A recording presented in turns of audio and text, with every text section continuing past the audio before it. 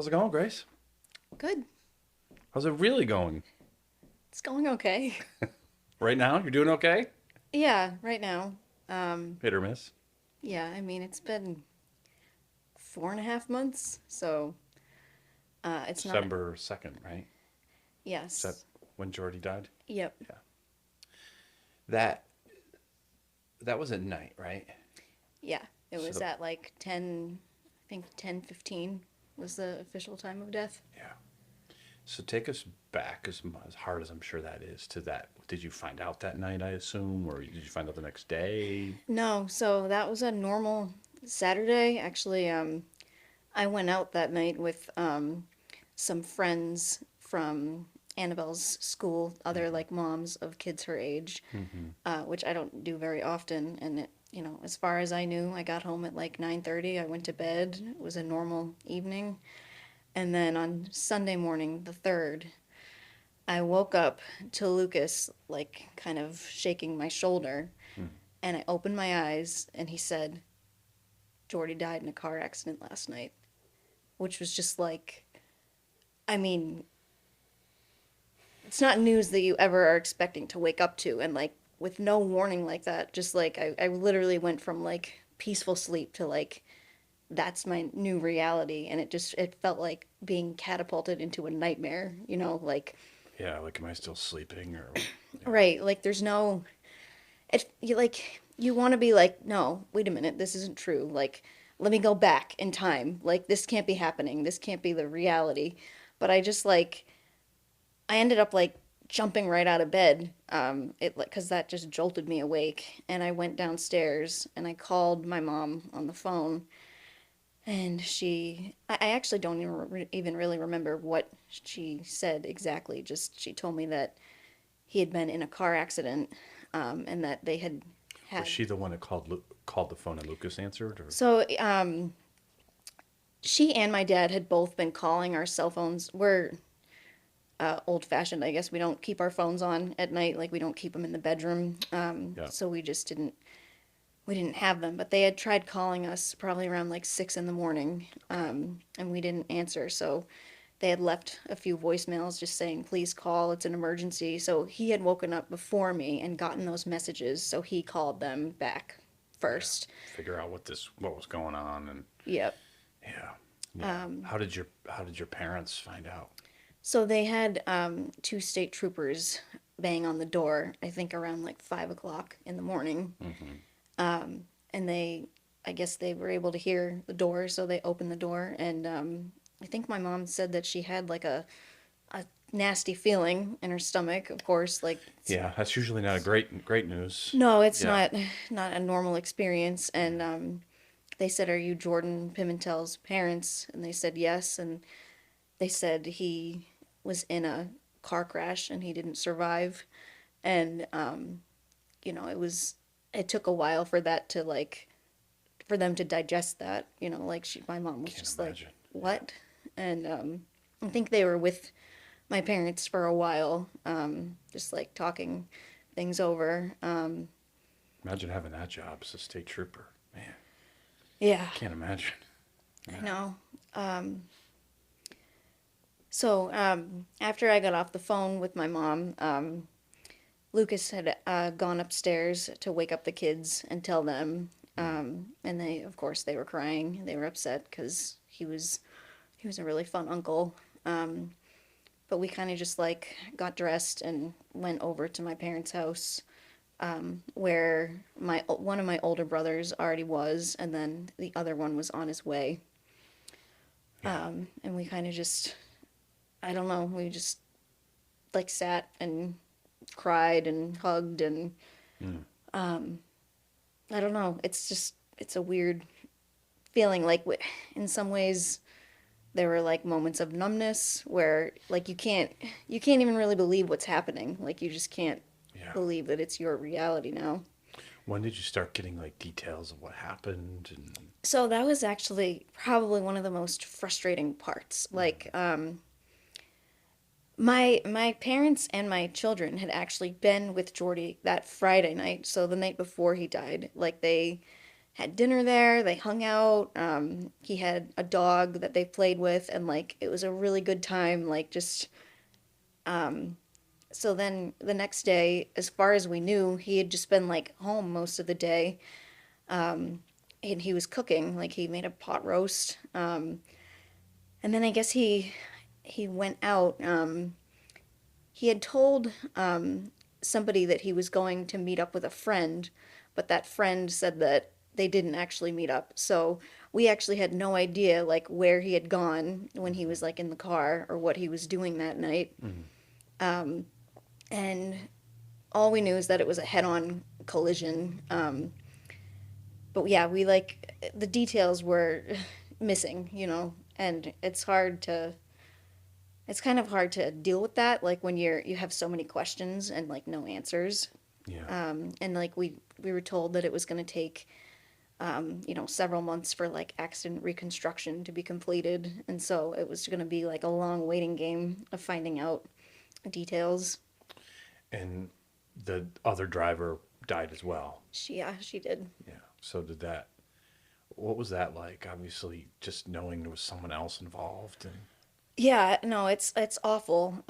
It's I mean, it's obviously not you. You didn't, but it's like your brother, and there was an accident, and someone else. Like it just there's other families out. Like that must have been a huge weight as well. Yeah, I mean, it's horrific, and I obviously I empathize deeply with their pain because they're going through the same exact thing. Yeah. Yeah. Yeah, I don't know. It's not easy. None of it's easy. No, just adds another layer to it. Yeah, Yeah. yeah. And like no, I don't know, knowing that he was the wrong way driver, makes it really tough. Right. So it's like, his fault, and why was he doing that, and why was he, and you really don't have the answers to those questions, and you may never have the answer. That's tough. It's real hard. So that day when you were just hanging out with your family, just laughing and like what I mean, laughing, crying, and hugging, what what kinds of things did you talk about? What was? Do you remember? I don't honestly remember talking a whole lot. Like Mm. like my dad didn't want to talk. And I just like I remember like sitting in this one chair in the living room, like just I don't even know. Like we were kind of all in our own little world, Yeah. just like processing. But I do remember I think some of his friends came over. It's hard to even remember who was there because I spent like most of the week at their house and Right. like people Right. weren't Yeah. in and All out. ran together. Yeah. So it's kind of all a blur. Were your kids there? Did you? They Yeah. were for a few hours, and they were playing in my parents' master bedroom, which is on the first floor of the house, and it's really big and it has a lot of toys in it. So they were kind of out of the way, but after like a few hours, they were just running around and kind of being noisy. So Lucas ended up taking them home, Yeah. Yeah. just so we could, I don't know, relax a little bit. Not have to deal with that. Yeah. Yeah. So in that initial day, what do you remember? Any prayers? Do you remember what you were thinking as far as when it comes I to God? I remember like wanting like in my mind saying like, thank you God that we had 31 years with him. The other feeling that was so dominant that I remember is just that like 3 weeks before that we had celebrated my brother's 31st birthday. And like the profound loss of life and like the potential and like we all knew that someday he hoped to have a family, and like I looked forward to having nieces and nephews from him and like having cousins for my kids, and like of course my parents looked forward to having more grandchildren from him. And like he was such a hard worker, and like everybody who knew him loved him so much. And it was just, I don't know, just so hard to like wrap our minds around the fact that like his life was so short. Hmm. But like I remember like wanting to like like say thank you to God that we had him for as long as we did. But But I didn't like, I You guess weren't feeling very thankful. I didn't feel like comfortable like actually like leading my family in that prayer at that moment. Like I didn't want to be like, Yeah. let's let's pray, guys. Like it was just I don't know. So it was more of like a quiet thing. Mm. Um, Yeah. I mean, you you obviously have a lot of faith in your parents and your family. Um, so that's a real test to it, right? I mean, it's like, okay, we're we believe, the Lord's with us and he has a great plan and everything, but Jordy's gone. And like, I remember thinking this is a terrible thought, but like when my mom first died, like I remember thinking I met a woman that just wasn't a very good person at all, and thinking like, why'd you leave her? And I'm like, why am I thinking thoughts like this? But like, you think like potential, everyone loved him. Like why wouldn't God? Why wouldn't you keep him? And maybe not someone else. Not that it's a numbers game, no, but but I think those thoughts are definitely like a normal part of yeah, the grief process. I think like a big thing was just realizing and really understanding because it's again it's normal to question God like when something happens like this and yeah, think like why did you allow this like and why is this happening to me, why my family, like why do we have to experience this like searing loss that's so painful. But like something that I had to work through was like really trusting that like God loves like his children, more than I ever could, and yeah, that like he is sovereign and that yeah. he's in control and that like his plans and his purposes are good. Mm. Even if you So, don't see it. right, even when it's like unbearably painful, like both things can be true. You can be in the worst pain you've ever experienced and still know that God is good. Mm. And I had texted Becky McCourt the night that well, the day that I found out Jordy had died, and she texted me back asking if the following day, Monday, she and Shelly and Kelsey could come over to my house and pray with me. And I said yes, of course, and I thought that was really thoughtful. And so they came over on Monday, and Shelly was just like asking me, how like how are you feeling? Like how did how's Yeah. your relationship with God? And I think I was definitely still a little numb, but like I told her, I'm not like at this moment, like I don't really feel that angry with God because like just I know his character, Mm. and she was saying like, well, you've had a lifetime of his faithfulness, like, Yeah. before this, to like remind you that he is good and that he's still with you, which was definitely true. Like, Yeah. so that was helpful. It's also not, it's just not naturally your personality. Not that you can't get angry, but it's not like you don't want to be angry with God. It's not like you're looking for an opportunity. So Yeah. there's some there, but it, some people it's like a natural reaction. And it's not a bad thing. It's just who they are. But for you, it's like I want to see the good in it. It's just must have been a real fight to see any good in it, especially in the early days of that.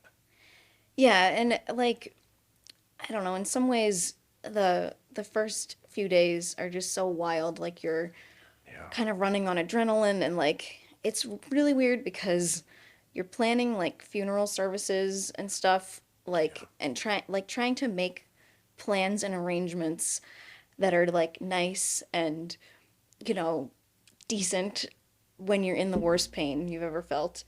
And I don't even know how that's possible to do with your brain, but somehow God gets you through it. Mm. So, in some ways, like I felt like we were so busy, I almost like didn't have that much time to dwell on it. Right. Yeah.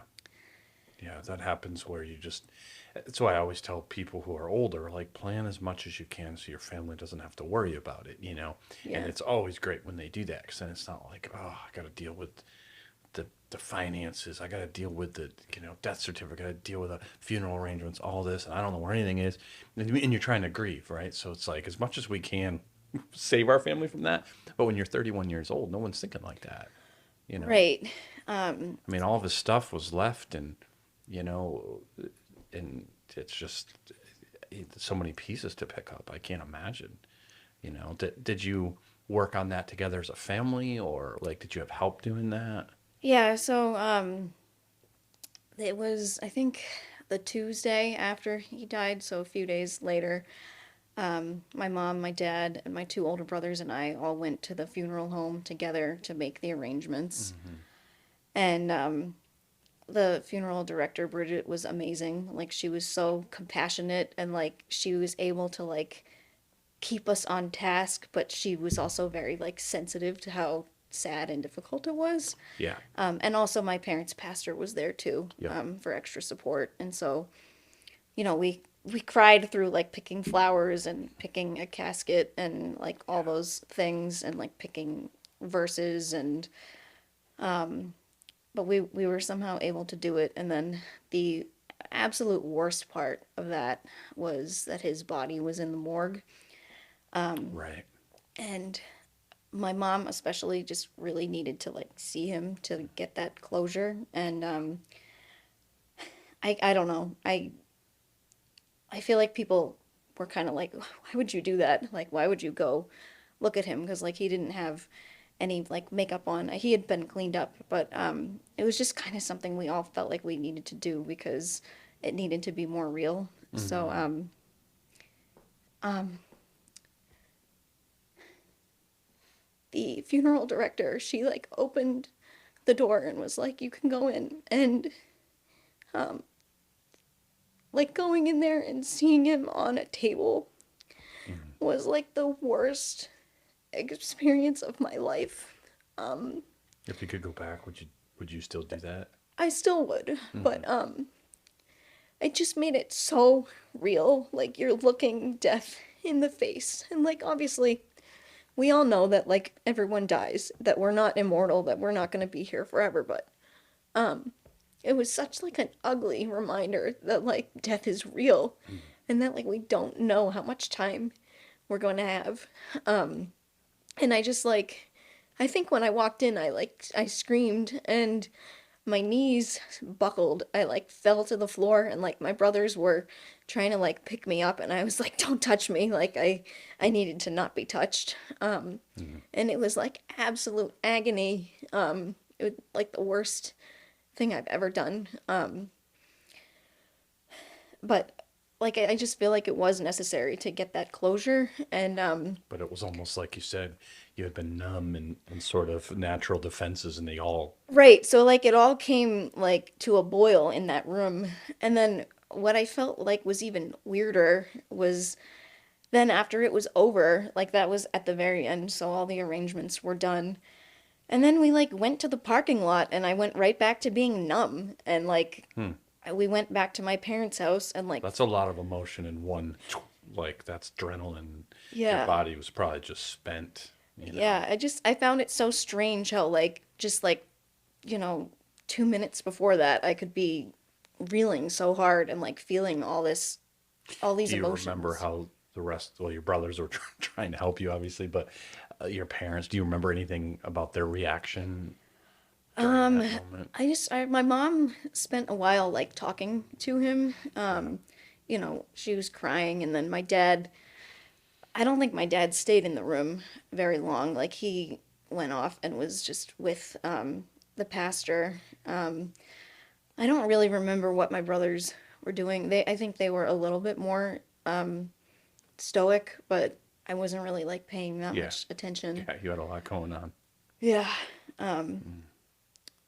Do you find that in that first week, especially leading up to the funeral, because I know your character, was it a struggle between like taking care of yourself, but also trying to be, I mean, because there's other people that are mourning just as hard as you, your kids, your mom, your dad, your brothers. So you like want to be there for them like you normally would, but you also got it dealing with yourself. What was that like? Yeah. So like in some ways I remember feeling like kind of like a robot, like because I Mm, wasn't like I always I never had a loss before this. Like I have elderly grandparents that had died, but that was kind of natural and expected, so it wasn't like tragic. right. And I always wondered like how I would react like when if and when something this terrible happened. And I always kind of envisioned like myself either like raging or just crying constantly, but that's not what it was like. I felt like I was numb a lot of the time, and I wonder if it was because, other people around me were like feeling things, and I felt like I needed to kind of just like turn it off, or if it was just it wasn't anything I was like in control You of. weren't conscious of it. It just was Um, walking through it. but How well did you sleep during that time? oh, yeah, I don't think not great. Yeah. Definitely like the first few nights it was really hard. Although then there like came a point of just like sheer exhaustion Yeah. where I would like sleep and like through the night without waking up in the middle of the night. Yeah. Your body just couldn't handle it anymore, I'm sure. Yeah. It is so much energy that you're expressing emotionally, spiritually, physically. It's exhausting. But like it's interesting. My mom was very much like a taskmaster. Like she was, Yeah, I I could don't know, see she was that. I on don't the, know her well, but I could see that already with her yeah. interactions with her. She's like, just let's do this, right? Kind of. Yeah, so she was like the one who was on the phone and like she was talking to detectives a lot and like there was a lot of like business to take care of that week and then my dad was, just really really sad and like crying a lot and we were all pretty worried about that because he had had a heart attack back in September. Right. So we were worried about his health. Did he go get checked out at all during that time? Make sure. Not much you can probably do, I I don't think guess. so, but I think actually it was beneficial that it happened before Yeah. because Yeah. that was like it had been like repaired Yeah. and I don't know what would have happened if that hadn't been the case. Yeah. Why was so? Tell me, your mom was dealing with detectives. Obviously, we know there was an accident, wrong way, kind of thing. What was the conversation with the detectives? Like, why did she need to talk to them? Just I think just a lot of questions about like I don't know, like what was going on. Like another thing, so we didn't have his phone or his wallet. Like that stuff had been lost at the scene of the accident. hmm, So, because it ended up, what happened was it got like flung out of the truck. So that needed to be found. And like I think she was wondering like if they had it in their possession, but they didn't. okay. And I'm trying to think what else. Just those type of Like details. it was Yeah. also a really foggy night when he died, and so I think she had questions about like if the weather could have like impacted visibility and like contributed. I don't really remember because I didn't like listen in Yeah. on the conversations, Yeah. but yeah, I just remember that like she was the one who was able to kind of just take care of like whatever business needed attending to. What was your relationship with Jordy like? What was it? Yeah, so he's 2 years younger than me. Mm, So when we were really little, we were close, and we like shared our whole childhood together. mm, My two older brothers are 7 years older than me, and they primarily lived with their mother, so mm-hmm. they came on weekends. But like for most of the time, it was like me and my younger brother in Right. the house. So when we were teenagers, we butted heads a little more. Yeah. I know we had slightly different personalities. Like I don't know, the kid that was always. He probably would have maybe described it as like a goody two shoes, and not. I'm not saying that he was like a No, bad kid, but no, I get you. he Yeah. just was maybe willing to Push the boundaries a let little bit loose a more. little bit more and have Yeah. a little bit more fun. Yeah. And I think sometimes too, well, I know from talking to him, like I didn't always do us any favors because like sometimes if he made like a bad decision, I would go run and tell my parents and like that was hurtful to him. Yeah. So there was like a little period from like I'd say late high school through like college where we weren't like super close. But the nice thing was like after college, like when I started having kids and then when he like came back from his college, which was far away, he started like hanging out with the family more again and like he was such a good uncle, and especially like in the last like couple of years before he died, like he was we would spend a lot of time at my parents' house, and like it felt like we had like a good relationship Yeah. back again. Yeah. So I am grateful that we were able to have that Yeah. before before he died. He liked to spend time with your kids and Yeah, yeah. he liked to, chase them and throw them up in the air and do all that fun stuff. And I guess he really got a kick out of Desmond because Desmond reminded him a lot of himself, just with like his energy and like his, I don't know. Is he, I mean, I know he's Desmond's your only boy, but is that the only nephew that he had? Yep. Yeah. So that's different too, you know. Love the girls, but oh boy, I can finally knock around a little bit. Right. Yeah, yeah. And he loved to get him riled up and like be loud and like, Yeah. yeah, I'm do sure all you that. you always enjoyed that, right? I was fine with it. Yeah, it didn't bother me. Yeah. So what during back to that week of, it's like puts life on hold, right? I'm sure you're not like oh, we gotta, you know, people going to work and all that stuff. Pretty much, I'm sure it didn't happen. As you're kind of numb and as you're kind of dealing with that, what then was your prayer life like? What kinds of prayers did you pray? What kind of did you open the Bible? Did you keep your reading plan that you normally do, or did you just say I gotta do something else? I honestly like you just jogged my memory. I was like kind of afraid to open my Bible that week because I didn't want to read anything about like hell or like condemnation or like anything scary that was gonna like kind of make me Feel worse. feel worse. Yeah. I don't remember either like what I prayed specifically or even how much I prayed. Yeah. Well, like so after planning the funeral that Tuesday, the next task that me and my brothers shared was putting together a slideshow of photos.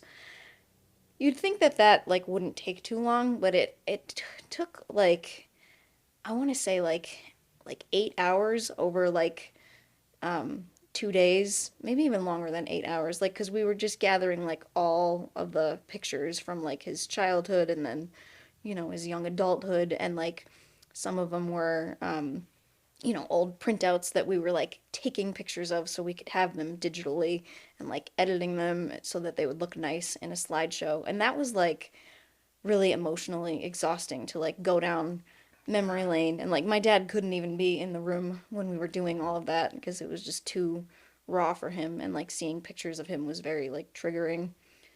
So that was exhausting. And then Thursday, December 7th, was my 33rd birthday and also the day of his wake. Oh, So, beautiful. Happy birthday. yeah, which I figured that was how was going to work out like when Yeah. we heard the news, and like I wouldn't have changed it because I didn't want to like none of us wanted to like wait and like have a weekend to like sit with this before the services. We kind of just wanted to get it all Yeah. over with. Yep.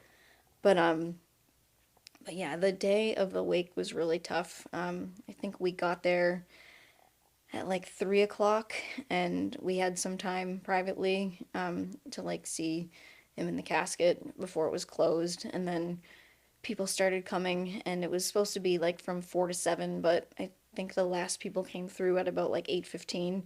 Yeah. So it was just like a really long, It's a lot of people, I'm sure. yeah, Someone that young and that just yeah. great person. It's so many people impacted that those are long lines. That must have been great to some degree, but exhausting. Yeah, it was I think there were like an estimated 500 people that came through, Yeah. which was very humbling and overwhelming. Yeah. And it's just like a weird Did you get a feeling. birthday cake at any point? No, it was honestly the last thing I know. on my, like, I I just know. didn't Next care. year. You can make up for it next Yeah. year. But, he had a lot of coworkers that came in, and like his job was that he was a site supervisor for Devereaux Corporation, which lays pipe. Mm. So, this was like, grown men who do manual labor for a living, and they were coming through the line with like tears in their eyes, like Yeah. saying how much they loved him and how he was such a great boss, and like how much he like touched everyone's lives. And even like the woman who like boarded his dog during the day at daycare, like she came through and she was in tears saying like how he was such a great kid and like how she was so sad that he was gone. Mm. So it was really amazing to like hear how much he touched people's lives. Yeah, that's a real blessing, but But it's hard, it's yeah. so I mean, because hard. obviously, like, we all thought he was wonderful. Like, he's our Mm. brother, our son, our relative. Um, but, we don't get to see, like, what his interactions are like, at work and with everybody else. And Right. just, hearing how much he meant to everybody Yeah. was It really also special. it also puts you face to face where you're like, this is the kind of stuff that really matters, you know. Something I say a lot at services like that, just be like, it gets all of us, including me, thinking, well, what are they going to say about me? Like, who am I impacting rather than am I worried about all the dumb stuff that life it doesn't really matter? And you're Right. like, this is the stuff that matters. I'm sure it's not like Jordy walked around thinking that either. He's 31. He's just living his life, but who he's impacting, that's what lives on Right. for all of us, you know? And so then the next day was the funeral. And Yeah. Yeah. What was that like? that was, I mean, I was there, but for you, I'm talking about. right, right. No, Yeah. I know what you meant. So in true procrastination fashion, I got home from the wake the night before, and like everybody was in bed, and I think it was like 9 o'clock, 9 to 11 was when I like fine tuned the eulogy that I was gonna say. Like I Mm. had sort of written it like earlier, but I seem to work best under pressure, so I like really like got all the things I wanted to say, and then I, finally collapsed into bed. And then the next morning, the plan was to meet at my parents' house at like I think 8:30 because the limo was gonna pick us up and drop us off at the church at 9. And I was nervous because I was speaking in front of a bunch of people, Yeah. and it's just it's an event that you're not excited about, but it has to No. happen. Something that I found comforting was that when I was driving to my parents' house along Central Turnpike in Sutton, there was a big tractor trailer truck on the opposite side of the road, and above the truck bed, in big blue letters, it said Jesus. And like, I mean, that's just a little thing, but it was just like a reminder, like, yeah, Jesus is with me. Like, he's here, he's among us this day. Like, Mm. it's gonna be a hard day, but he hasn't abandoned us. Like, I don't know. I thought that was cool timing that I happened to drive by that on the way to the funeral. Yeah. You know, you think of that truck driver and he's just like, I don't know. I'm just going to do this. And Yeah. not realizing, I don't know, who knows? Maybe it'll like, who knows what it'll do? Probably make people angry, but, you know, and meanwhile, he has no idea that, just having that brought comfort to someone who had experienced such loss. You know, again, just we don't know how we're impacting people that we won't know. You know, maybe I'm assuming the truck driver was a believer, so he had that right. So you'll see him in heaven someday, and maybe that's a conversation you'll be able to have. You know, I always like to think like that. You know, the people we impact without any idea that we're impacting them. You know, but that's a God thing that He just said, yeah, you need this to remind you. Yeah, that was how I felt. Like, it was a big comfort, and it was kind of like, okay, I can do this. Like, Yeah, that so the wake and the funeral and the whole process is so hard. We kind of live in a day and age where there's more and more people not doing anything when they, especially when it's a heavy loss, like with Jordy. So, what would you say? I mean, obviously we can. We're not, people got to do what they got to do. Like nobody's judging somebody. It's not like a sin to not have something. But was it worth it in the end? Having the wake, the funeral, as hard as it was, is it? Are you glad you guys did that? oh, absolutely. I mean, like I said, I think just like seeing people at the wake and like realizing how many people he like positively impacted, Mm. and just how many people cared about him, like that was really special. so I wouldn't have changed that. And then like the funeral, it was nice because my mom and I did the eulogy together, and like Yeah. afterward, Well, your mom, like, she was so impressive. I remember thinking, because I hadn't met her at the time, or if I had, I didn't remember. So I was like, oh my gosh, she just told these stories, and it was like, but it's how we process, right? Like your dad is in the same amount of pain, and he was more like receding, which is just his personality. It's how he had to deal with it. Whereas your mom, it was like master of ceremonies for a while there, telling the stories, and yeah, and you guys just did such a great job with that. That is not easy to do. yeah, thank you. It was just I felt like it was nice because we kind of gave everybody a chance to like get to know what he was like Yeah, because like again all of his coworkers were at the funeral and yeah. they didn't know him when he was a kid and Mm, like people were telling us afterward like oh it was really cool to like just learn more about him and like one friend of ours was even like I had no idea that it was going to be like the comedy show because there were a lot of funny stories and it was well, it's funny when you get people who, I'm assuming a lot of them weren't used to being in church, and they're like, oh, like, not that that's a normal church service, obviously, but they're just like, you can be yourself in church, be funny, laugh, yeah. it gives them that introduction to it's okay. It's a part of that. Laughter is part of it, of processing grief sometimes. And I think that had to help them. Plus, the parents' pastor did a really great job of sharing the gospel, which is so important too. You know, Yeah. just an opportunity for people never to hear the hope that is in Christ. Right. And I mean, that was like our primary, Goal. goal was Yeah, to just like share the gospel yeah, so that everybody would be able to hear it. And then, like, another thing that was a blessing to me was my brother's boss, Frank. I think he prayed and he shared a little bit about my brother. And so, like, going back to my, like, worries about, his faith and stuff and how he and I never really talked much about it.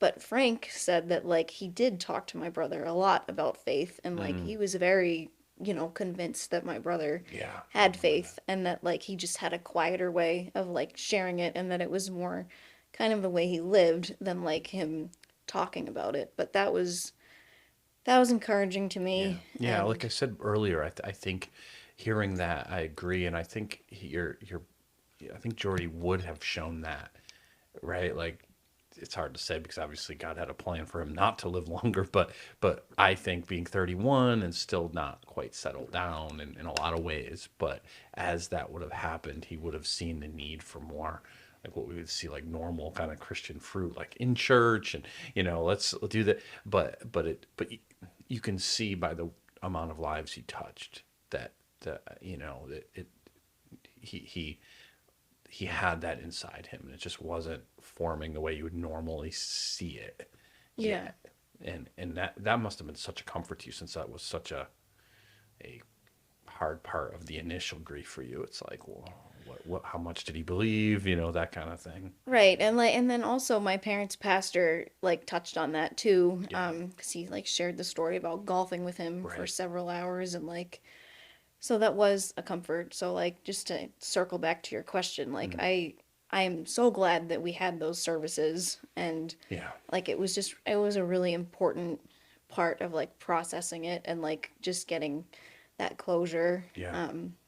I mean it was difficult, but Yeah, it's a very hard thing, but it's so, and I asked that because someone may watch this, and and maybe not now, but will go through, maybe not even, I'm not even saying tragic loss, but any loss, and not just being like, let's just let do the, find a burial spot, maybe do a little graveside, which is fine. It's not wrong, but it's, you don't want to deal with it. The problem is that then you're not dealing with it.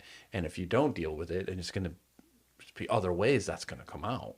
And again, it's not like it's closure is a terrible word, because there's no closure to something like this, right. but it helps process Hmm.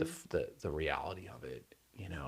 And again, you see all of those people. You wouldn't have had that opportunity to see the 500 plus people, the, the people at the funeral, and to see, yeah, he's gone way too soon, but he impacted this world powerfully, and that is sad, but it's also really uplifting, Yeah. to think about that. So, what about your kids having, you have different ages, Yeah. so you got the girls that are 9, how old are they now? 10 and 8. 10 and 8, and and Desmond's 5. Desmond, right? And Vivian was 2. Yeah, so Vivian, obviously, you don't got to worry so much about that. But in Desmond, I mean, it must have been very different, like trying to talk to each one of them. Yeah, and like honestly, like, Lucas was able to take that whole week off and like he was Yeah, with them most of the time because yeah, like I was at my parents' house so yeah, much I almost felt like I like didn't even see them until like 7 o'clock at night sometimes when yeah. they were all getting ready for bed. Hmm. But When you did come home, was there any difference? Did they how did they like not know how to act around you? I mean, especially the older girls. Like what? um they no, I think they were pretty, I don't know, not normal, but like I don't think they were trying to like dance around me. They were very Yeah, sensitive, I would say. yeah, Like Annabelle especially like knew how mm, sad I was. Like she's the oldest. She had the most time with him. Like she was really sad too, and she kind of like she like wears it on her sleeve a little bit more. yeah, Rosalie is a little bit more reserved and will kind of like hold it in until it mm, all comes like exploding out. yeah, Something that was really sweet that happened that week. I was getting ready to tuck Rosalie in, and I went down to get her water. And when I came back upstairs, she was holding Vivian like this, and she was like, "This is how Uncle Jordy used to hold you. Do you remember?" oh And it yeah. I like remember that you just telling me that. That's just yeah, made me cry yeah. because it Oh was, really? Yeah, yeah, that. yeah, it's shocking, right? Yeah, But it was like she was yeah. so disturbed by the idea that her 2-year-old sister might not remember him. And she was like, I thought it was so sweet that she was trying to like, give her that reminder. Mm. And Desmond was funny because like he was definitely sad like the first day, and probably the first couple days, but like he just seemed to be able to compartmentalize it like more, like Yeah, he's able to like run off and play and kind of not think about it, and like right. he's able to like talk happily about when Jordy was alive. Although like I do remember times at night like before bed tucking him in where he would just be like, I miss Uncle Jordy. Mm. And Vivian, I felt like she was very intuitive where like Hmm. she she wasn't that emotional like herself because she's, I don't know how much she really understands, but she knew that I was in pain. Right. And I just remember like if I was sitting on the couch and I was upset, like she just seemed to know exactly when to like give me a hug or like to snuggle with me. Mm. And like I remember initially thinking like, how am I gonna deal with this with like 4 little kids Yeah, and like a 2-year-old who still like needs me so much, but yeah. like I don't know, she like seemed to know that like I needed Mm. space when I needed space, and like she knew when to like comfort me. Like I don't know, that was kind of neat. Yeah, that's a connection. I think we don't, and we in general, adults, we don't necessarily give kids enough credit for Yeah. who they are. They need to mature and learn, but they're souls and they're made in the image of God, and so there's a connection there, that a soul that like we don't quite understand all the time. And in moments like that, you see it, it's like, wow, she's really young, but she just has that understanding that she doesn't even understand how she has it. Yeah. Yeah. Yeah. And it's also a God thing. Just he knows that you didn't need you didn't need extra stress, extra stuff happening. Yeah. Oh, yeah, yeah. So in that again, that time, so it's that first week or so through the services. Um, what what was trying to say? It's like people are obviously trying to be there for you, and I mean obviously not just like your initial your direct family, but like friends or church or like what was particularly helpful? Because there's obviously, we're all, you've been in a position, maybe not, but with friends or someone who's going through something, you're like, I don't know what to do, right? Hmm. So what did they do? Did someone do, or different things that you're like, that's, they may not have understood how helpful that was. Well, my first thought is like the Parisky family. Yeah. They are our really good friends and our neighbors, and they watched Desmond during the Mm, wake, which was really helpful because yeah. like we didn't want all the kids at a funeral home for like 5 hours because Yeah. that was Yeah. For that week, it was Desmond Parizki, right? yeah, He was with yeah. them so much. And they they did bring me I think flowers and a card on my birthday, and they Mhm. brought dinner, and like they sat and like listened when I wanted to talk, and like prayed, and like they're amazing. Yeah. Just so supportive and like so helpful, and I could not be more grateful that God put them in our lives, and Mm, that like um just the relationship that we have is super special to yeah. me. Yeah. Um So just being there and helping in any way you can. yeah, and like Yeah. they just, they were so generous with their time to like, watch the kids and help. And Becky McCourt, she took the older two girls during the Hmm. wake, which was also really helpful. And just a lot of like women in the church did send me like sweet like birthday text messages, and just like saying that they were thinking of me and praying for me. And Did that get overwhelming at times, all the messages? um Or was it helpful? it was helpful. Like I didn't necessarily like put too much pressure on myself to like respond right away, but like Good. I just everybody was very like heartfelt, Yeah. and it was all very genuine. I didn't feel like it was just, oh, we're Right. just Going through reaching the out to motion. her because we're supposed to. Like everybody's so sweet. Hmm. And then we also had a meal train set up for us, which is always a blessing. A lot of And casseroles and um, I actually, like specifically, Rachel Martin yeah. brought me a meal one night, and Hmm. she didn't have a lot of time to like linger and chat because she was taking her kids to Bright. Yep. But like obviously she lost her brother, Yeah. several months before. Yep. And just like talking to her for those 10 minutes, like when she was dropping off the food, like we hugged, and like I just shared like, some of the questions, like, why him and why did it work out this way? And like she completely understood, and like it was just so nice to like make that connection and Mm. like feel like, oh my gosh, she knows exactly what I'm going through. Mm. And like it's just such a Yeah. blessing to like not Yeah. feel alone, and you Mm. know, so Well, that brings up the whole point that like as hard as this is, God does use it. Like, and He will, and maybe already has for you. As far as you'll be like Rachel was for you in those 10 minutes, the opportunity to speak into someone's life, and they'll be like, you understand, in a yeah. way that someone else who loves you and wants to be there, but they just can't. They don't understand because you can't, certain things you can't understand until you experience them. Right. And so, it's it, God will use you in the years to come for in people's lives. Right. And like, so I'll take that opportunity now to like talk a little bit more about how my relationship with God has been like deepened. Yeah, Cause like, so that first week, like I said, was kind of a blur and yeah, kind of just so many tasks. I didn't really even have that much time to like sit with God and like even wrestle with it. mm. But like after the funeral was Yeah. That's a over, big time where it's like the world's moving on and it shouldn't, right? right. So like that Saturday, I was like, what do we do? Like Rosalie had an indoor soccer game. Annabelle had You're like bre- that should be canceled. What are we doing? Annabelle had breakfast with Santa at school with like she's in chorus, so she had like a singing performance, and I was like, what do I do? Like, do I stay home and do nothing, or do I just like go?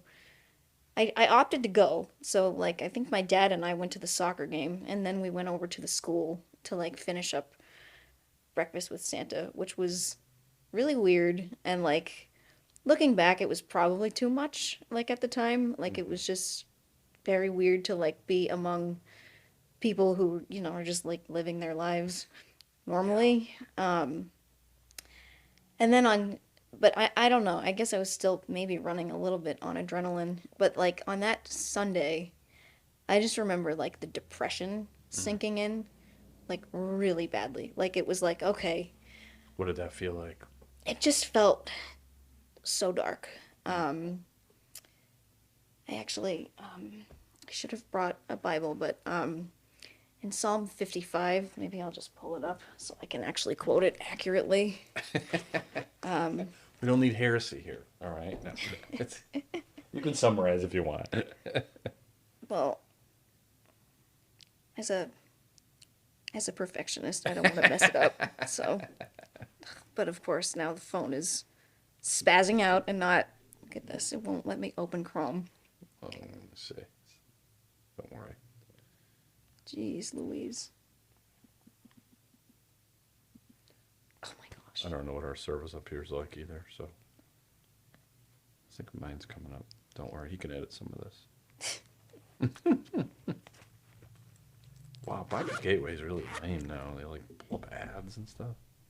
Oh, how dare they? Up there, they want to make money. So, okay. Psalm 55, you said? Yeah.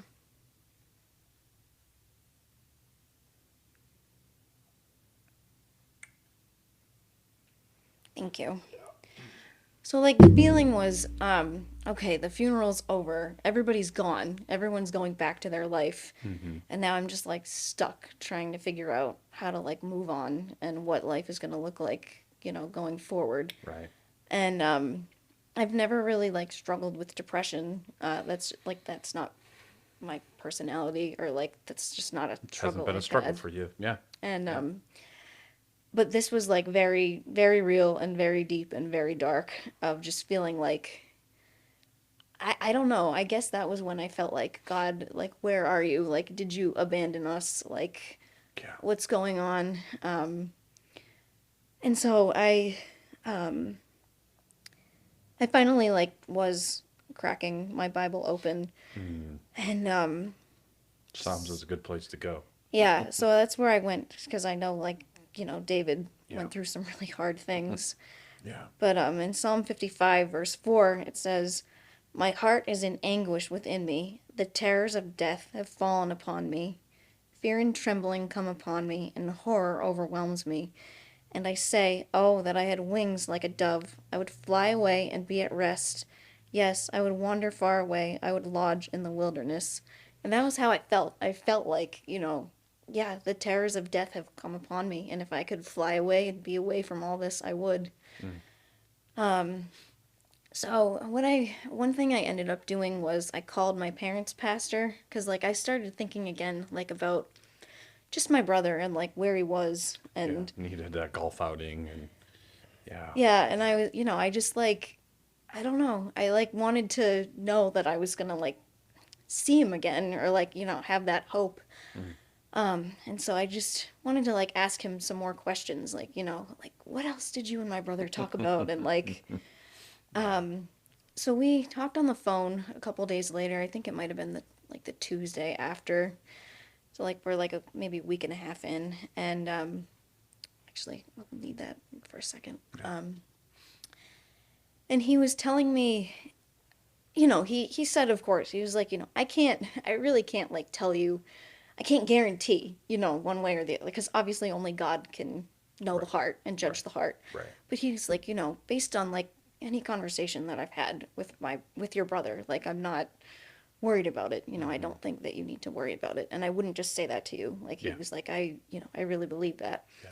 But he also told me that you know, that Satan was going to use this time to really like wage an attack on me, like Mm. spiritually, and that Mm. like, he was like, he wants you to like shy away from God, and like he wants you to feel miserable. So he was like, I want you to pray, like, pray to Jesus and like ask him to make Satan flee from you so that you're protected and that like you're not in this pit. And that was really helpful to me, and I did that, and honestly, like the next day, I felt that cloud of depression start to lift. So then later on in the psalm, Verse 16, it says, "But I call to God, and the Lord will save me. Evening and morning and at noon I utter my complaint and moan, and he hears my voice. He redeems my soul in safety from the battle that I wage, for many are arrayed against me.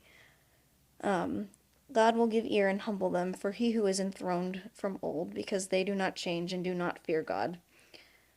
And then later it says, "Cast your burden on the Lord, and he will sustain you. He will never permit the righteous to be moved."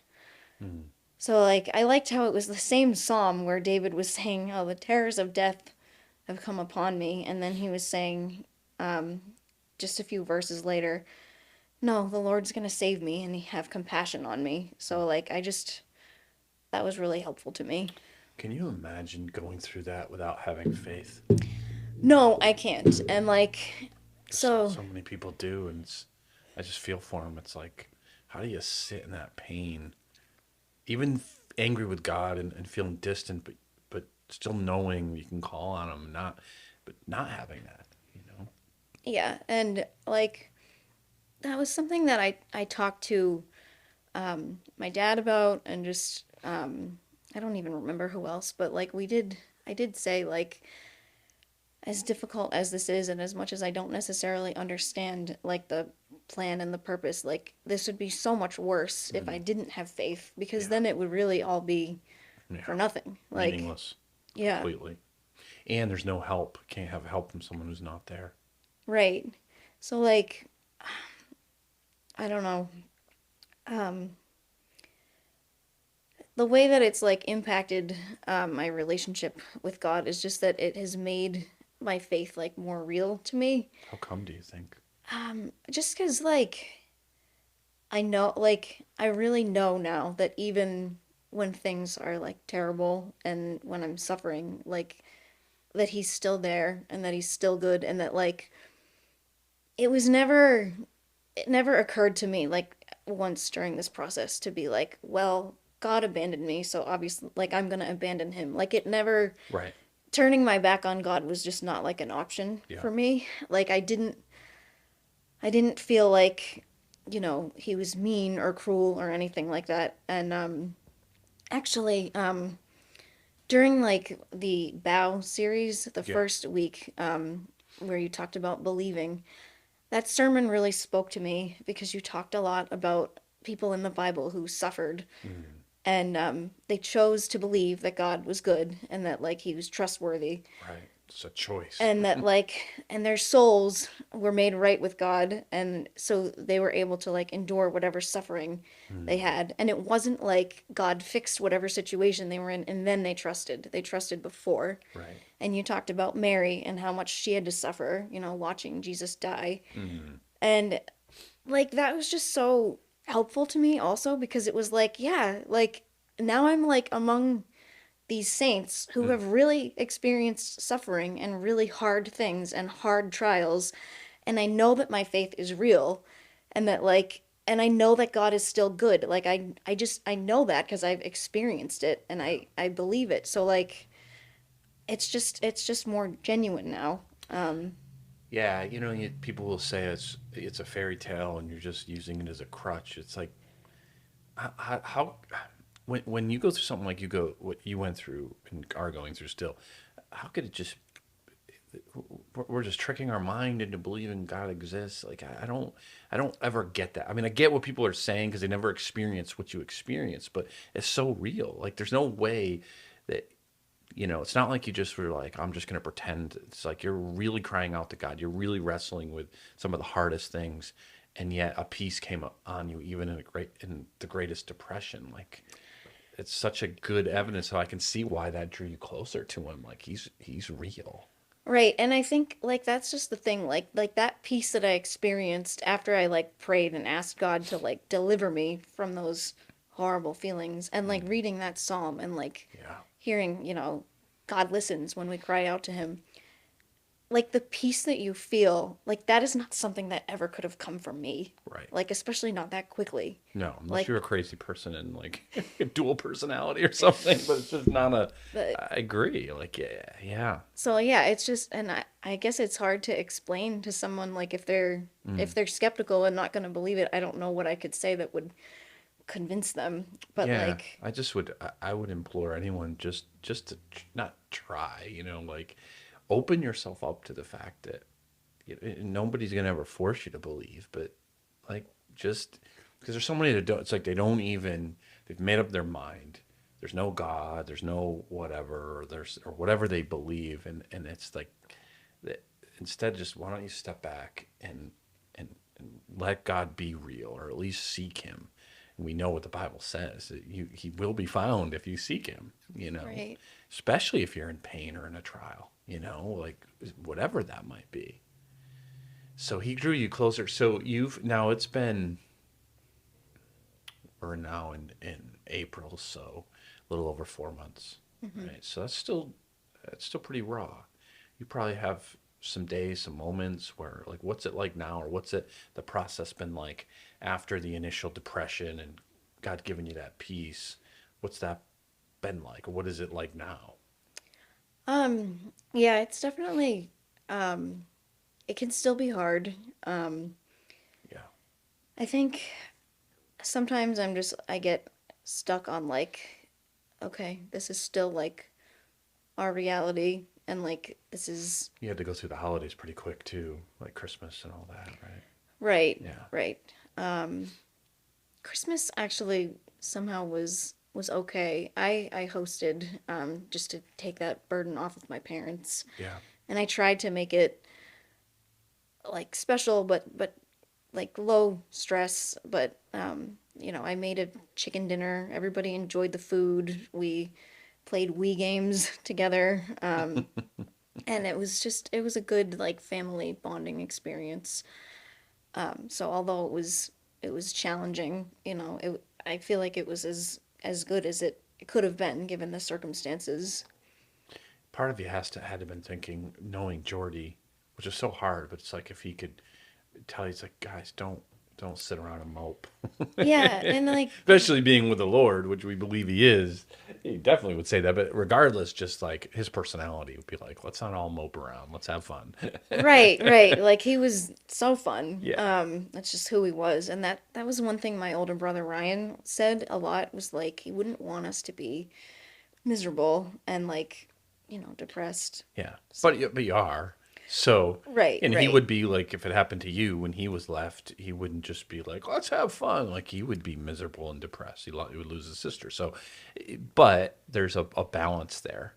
And I Hmm. think, did you ever feel, and I suspect the answer is no, but correct me if I'm wrong, but did you ever feel like pressure on how to mourn? Like, I should be sad right now, but I'm not. Yeah, I actually did, like, especially in the very beginning when I mentioned that, like, sometimes I just felt like a robot and, Yeah. like, because, my dad would be crying and, like, and whoever else was around would be crying and I would just be, like, sitting there, like a zombie. And part of me was like, what's wrong with you? Like, why aren't you crying? But, like, I guess you Right. can't force it and it comes out randomly. And Yeah. something that another thing that was helpful was like listening to just worship music. Like Mm. sometimes in like the weeks following, I'd just be doing dishes and I'd have like worship songs on and I'd be picking ones, about suffering through trials and like that would get me to cry, which was like a nice The release. good cry, almost. Yeah. Yeah, yeah. And that was another thing too, like listening to lyrics about, people that have experienced hard things and still had faith that like made me feel like, yeah, like I get this now. Like now I get it. It's really real. Like I actually mean it when I sing like it is well Mm. with my soul. Hmm. Like it has so much more meaning now. Yeah. So, Yeah. That's what life does. It crystallizes. Do we really believe it or not? You yeah. know? How was the rest of your family? I know it's been a real struggle for your parents, especially your dad. Yeah, it's One of the most difficult things about this being so unexpected is just that it's such a long process to like tie everything up. Like you said, you know, all of his stuff is still there and like he owned a home. So like we have to like you know, get rid of his items and like organize things and then get his home like ready to sell.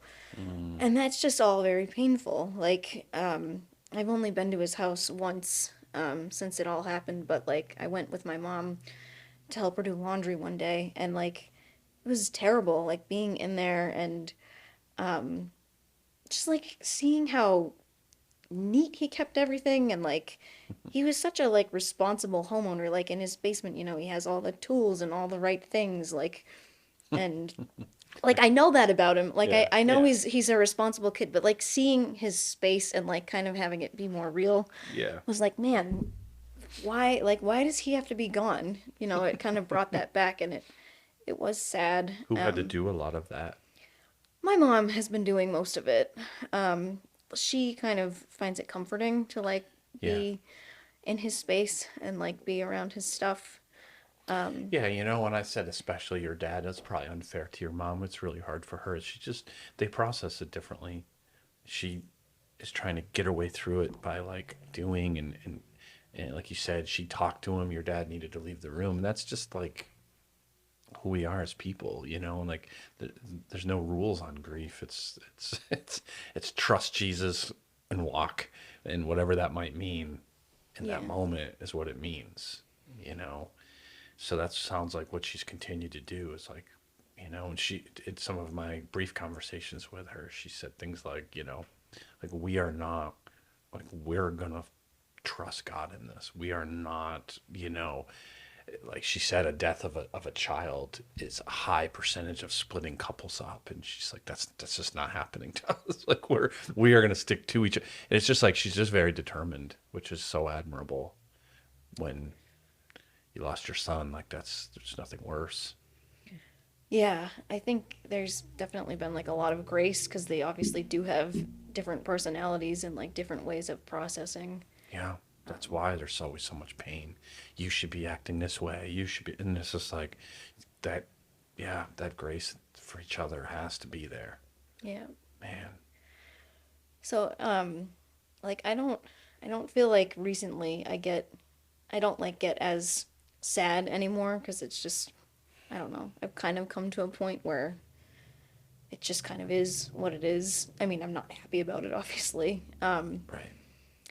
But like sometimes I still feel like, you know, I can't believe that this is what our life is now.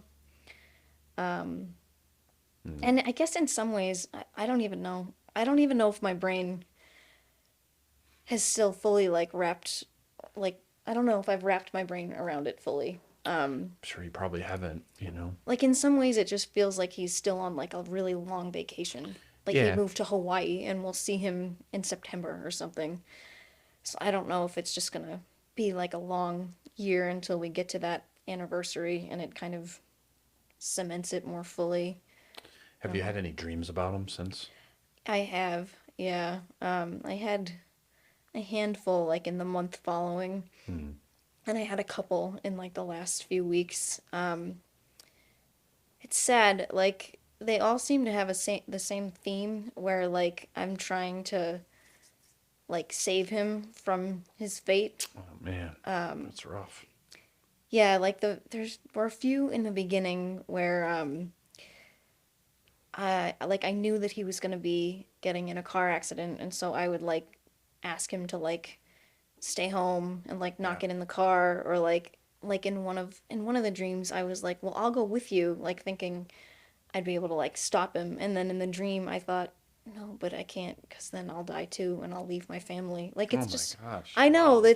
it's weird. Like I've always had very vivid dreams, Hmm.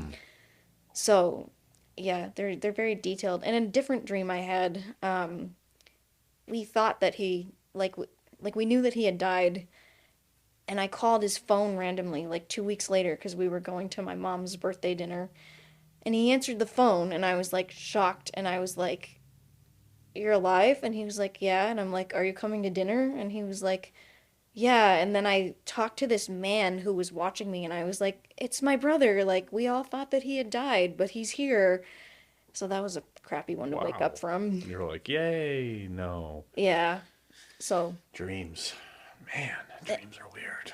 and a different one too. Like, I mean, I remember all of them pretty well, but he, my dad was like getting some award for having had a heart attack, and my brother was there, and he was crying. Congratulations. Yeah.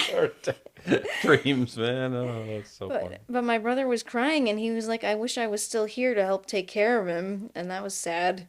Oh, Because when my dad had his heart attack, my brother was at the hospital like all the time. So hmm. yeah, the dreams they hit you right in the heartstrings. Yeah, I guess when I asked that question, I was just thinking, like, just in general, I wasn't thinking, man, like, that's wow. Because I always hear people, I am not envious of that at all. But like when I lost my mom, it's like I don't think I've ever had a dream where she's been in it. I mean, I'm sure maybe I have, I just don't remember. But I always wanted, especially early on, because again, she had a heart attack and died, and it was like sudden, and so you don't have that opportunity. And I'm always saying to people, it's like it's a catch-22. You don't want your loved one to suffer and linger. You wouldn't have wanted Jordy to die of some horrible cancer where you watch him die. Nobody wants that. You'd rather it be sudden, as bad as a car accident is, for his sake. But you get to grieve a little bit. You get to kind of process that if someone has an illness or they're older or whatever. But it's like they're here and then gone. It's like you want to just see him that one last time, sort of like what you described the morgue, but that's not seeing him really. Like it's a finality, but just talk to him. Even if I could talk to him one last time or talk to her, and you can. It's like a dream could sort of do that, but not that kind of dream. Yeah, it's weird. Yeah, yeah, Yeah. But and that feeling you're describing of like, oh, I just want one more chance. That was yeah. how I felt when Lucas woke me up and told me that day. It was like, wait a minute, what? Like that news is so final and it's so life altering, and it was just like, what do you mean? Like, what do you mean he's already dead? Like I would have preferred for him to say he's in a coma, Right. You and can they're have hoping he'll wake up. right, and then yeah. But yeah, the finality of it is just awful. Well, that's probably why you felt so numb. I mean, you, God given of us protections, and that it's like our mind just only lets in so much because it's too much, and you needed to like you couldn't just the floodgates. You experienced that moment in the morgue. I think that's what that was. It's like the floodgates opened, and Yeah, you can't be dealing with that nonstop. That's too much. So right. too much pain. So what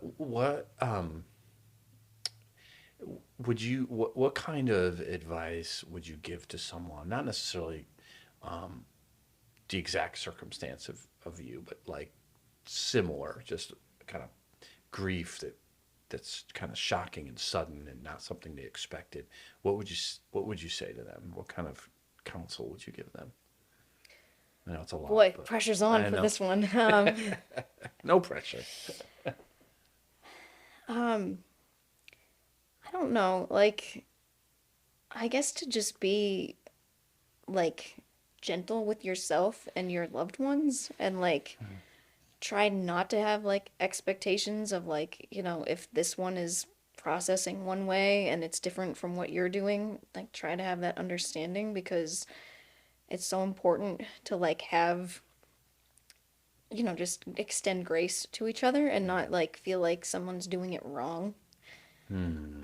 And just, I don't know, like it's hard not to sound like cliche, right? Because I feel like, sometimes Christians can have all these like packaged little slogans that sound so nice, but they're hard when you're actually walking through a trial. Yeah. But like just, I mean, just to know that like God is still with you and that he hasn't abandoned you, and that like you can take your pain to him, and that Mm. like you don't have to hide your pain and your anger and your like ugly feelings from him, because he already knows what you're feeling, and like the more vulnerable and honest you are with him, I think the more the easier it will be to heal, which actually reminded me of another thing that was helpful. Mm. So I have a sister-in-law. It's Lucas's brother's wife, Mm-hmm. and she lost her father a couple of years ago, Mm. which was unexpected and really devastating for their family. And she told me, like in the week following my brother's death, that when her dad died, she finally like went back to church. She said like during the worship for like months she could not worship. Like she just was Mm. so angry and like felt because like they had prayed for him and like they were convinced that like God was going to heal him and Mm. like save his life, and that's not what happened. Mm-hmm. So it was just really hard.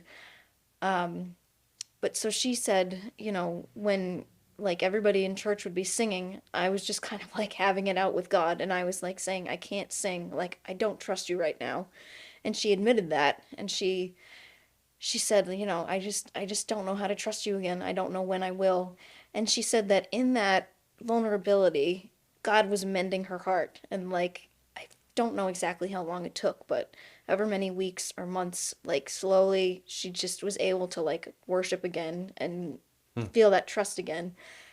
And like, again, that was really helpful to me. Like, anytime someone who has suffered shares, what that was like for them in their relationship with God, it's just such an encouragement and such a help.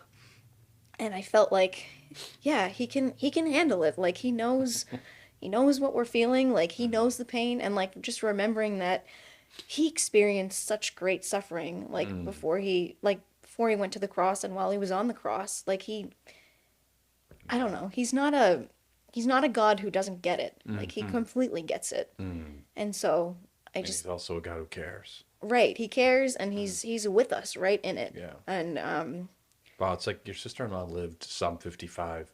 She lived it out because it's like, or not just that psalm, but a lot of the lament psalms, they do turn at the end, and it's just like this journey in a psalm. It's verses, but it's probably took the same amount of time for David as it or right. more of like going from what are you doing? I don't understand you at all to I can praise you again, Hmm. and that's that process, and it's so hard, but it's so beautiful what Yeah. God does in it. And she's just a wonderful person of faith and like somebody to look up to and somebody who really ministered to me when I really Mm. needed it. So, So what then would you counsel someone who is a friend of or a family member of or that is like what do you do, what do you maybe not do? Not saying that someone did that to you, but is there any, because we're always like what do we do, like I oh don't know. yeah. Um, I don't know.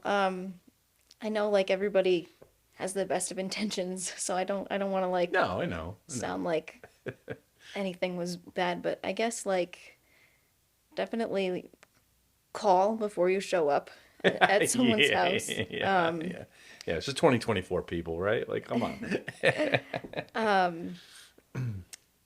Offer food Hmm. because it's probably pretty likely that the grieving family is not going to be in any condition to like cook or think about it. Hmm. But maybe just check, because what happened was that my parents got so much food at once that like it was impossible to eat all of it. Yeah, yeah, I remember that And too. we Yes. hate wasting food, but unfortunately there was just no way to consume all of it within a reasonable period of time. So You're also not super hungry. I mean, no, it's weird. It's like you have to eat to like stay alive, but you don't yeah, really have an appetite. right. So maybe small portions and maybe like things that are like frozen and can Hmm. be heated Hmm. like when necessary. Hmm. Don't feel like you have to have like these flowery words or like you have to know what to say. Like it's I don't know. I feel like in some ways it's okay to just like show up and kind of just sit quietly and like, Mm. you know, be present with Yeah, like we people. said with Job's friends, first week they were great. After that, they opened their mouths. Right, right. Um, And sometimes just sit there, or just it might you can sense the mood, and it's a joke's okay or not, and you just kind of be there, right? yeah, and it just reminded me too of Another family that was really helpful was the McGanns, Margot and Evan. Yeah. Just, I spent a lot of time at her house when she would just like listen to me and, you Yeah. know, be Not only an awesome person, she's also a counselor, so that like, helps. yeah, but just a very like calming, supportive Yeah. presence. So, Yeah. Yeah. yeah. Well, I really appreciate you having that conversation. I know this, like I said to you, it's not. I wouldn't have blamed you if you're like, yeah, I don't want to talk about that. But the idea is for people, what I want is because we don't have enough time in the church to talk in depth about pain and struggle and not just, yeah, I was struggling and now I'm better, or like it's not a 2 hour movie. Life is not like that, or an episode of a show, or a novel it's painful, and it's a process, and it's ugly at times, and I want people to be encouraged, like, don't give up, so I really appreciate you sharing your story, and just being willing to minister to others through it. And I know God's going to give you a lot of opportunities to be there for people as they were there for you, because that's how life goes, right? Yeah. Yeah. You just made me think of something else that I would tell someone in grief is like, don't believe that God doesn't love you because he allowed something terrible to happen in your life. Yeah. Yeah. He still does, even if it's hard to feel it. So Amen. I Amen. guess that's a good note to Yeah. close on. Yeah. Well, again, thanks for coming in. Appreciate it, Grace. Yeah, well, thank you for having me. Yeah. All right.